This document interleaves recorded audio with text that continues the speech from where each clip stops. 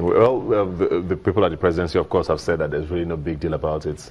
He's going to be acting as president as the constitution provides, and a lot of Nigerians are hoping that it won't be for too long. Mr. President needs to come back. We're praying for him. Hopefully, he comes back and finishes up at least the job that he has promised us that he's going to do. But let's move on now to the Chibok girls, which came with some good news last week, when about 82 or 86, 82 of them were released, and it was amazing. It's the most that have come out at the same time since the kidnapping happened about 3 years ago.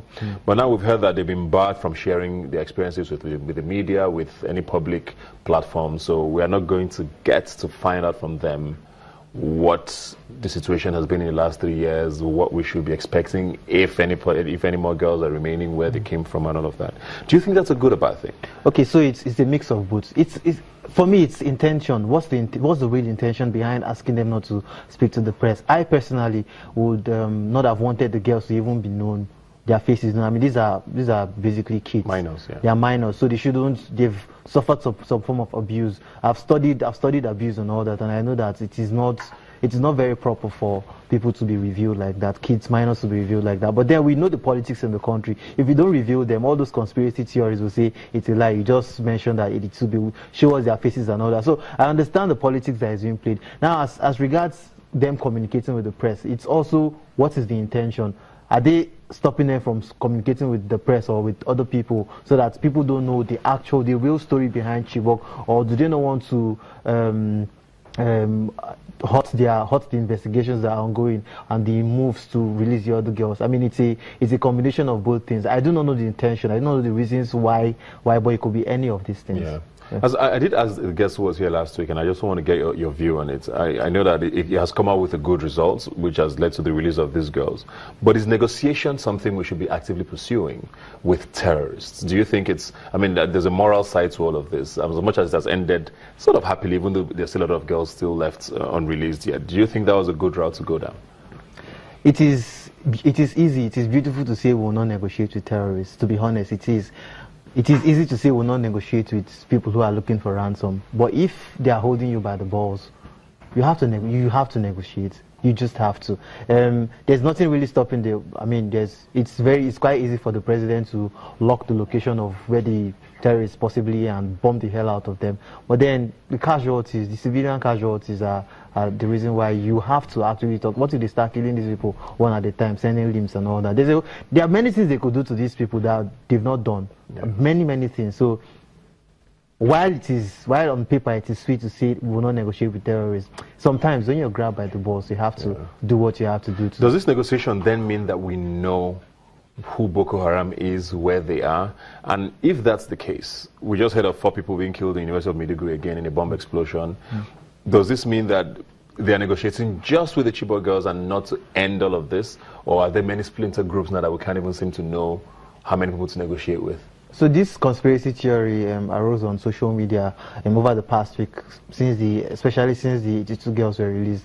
There are conspiracies that there's a political Boko Haram, and there's a Boko Haram that actually started the movement to, to champion their useless cause, whatever their cause is.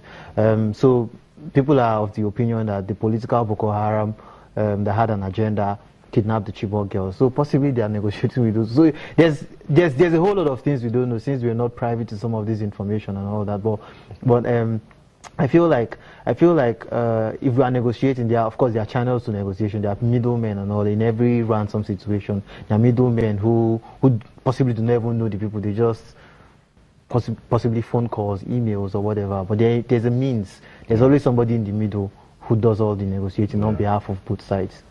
All right. Well, our heart goes out to the families of the 4 killed in the University of Maiduguri in the past week, and we do hope that they do handle this with all the fortitude that God provides for them. But let's move on now to something that it was quite a scene, I would say. I think it was on Friday. Mina became a mecca of sorts again. Whenever something happens in Mina, like the whole of Nigeria shuts down and everybody, is there. And it looks like if you're not there, you are not one of the cream de la cream. The record is 0.5% of Nigeria. 0.01%. Yeah, I mean, I think I heard there were like 1,000 VVIPs, and if you're not one of those 1,000, I think everybody was there beside President Obasanjo, and it was who is who. And I think the thing that caught a lot of Nigerians' attention was the headline that read 26 private jets landed in Mina, to attend the wedding of former head of state, or former military president, actually, Ibrahim Babangida. And it makes you wonder, in times like this when we're recovering from a recession, we're trying to, times are hard, and we see things like this. What does it do to the average Nigerian? So I feel like all average Nigerians should have understood that the recession is just a word for certain people. It's as simple as that. The recession has its target audience, has its target markets, and the target audience is not that top percentile. Those guys, they ball, whether there's recession or not. They've stacked their money somewhere already, so recession doesn't affect them. How does it affect the average man? The optics may not be good or anything, but I think it should raise the consciousness up. It should get us start thinking that these political elites, at the end of the day, they know where they meet. So when we are fighting their battles, let us understand that at the end of the day, they know where they meet and they settle. It's as simple as that. It was very interesting to see. I mean, I think it was President Jonathan sitting right beside President Babangida, and Tinubu was right here, and Saraki and the Senate President, of course, and Tinubu, who we thought were sworn enemies, shaking hands and laughing, and it was just this long table of a mix of, I think, 7, 8 political interests, and everybody seemed very happy. And then you come to social media, let me use social media, and there's all of this fighting and name calling, and people, it makes you wonder, what are we really fighting for as the followers of these parties? So I joined sort of a movement, and then one of our basic discussions is the ideologies. It doesn't matter what party you're in, think ideologies first. Think the guy who's going to perform the best. Think the guy who's going to be held accountable for whatever it is they do whenever they get into power first, before you cast your vote or before you support them. If that is the case, when you debate with other people on social media, you'll be debating based on ideologies. Name calling won't come out. I mean, there are plenty of friends, real life friends, who we argue all the time on the TL based on opposing sides of the divide.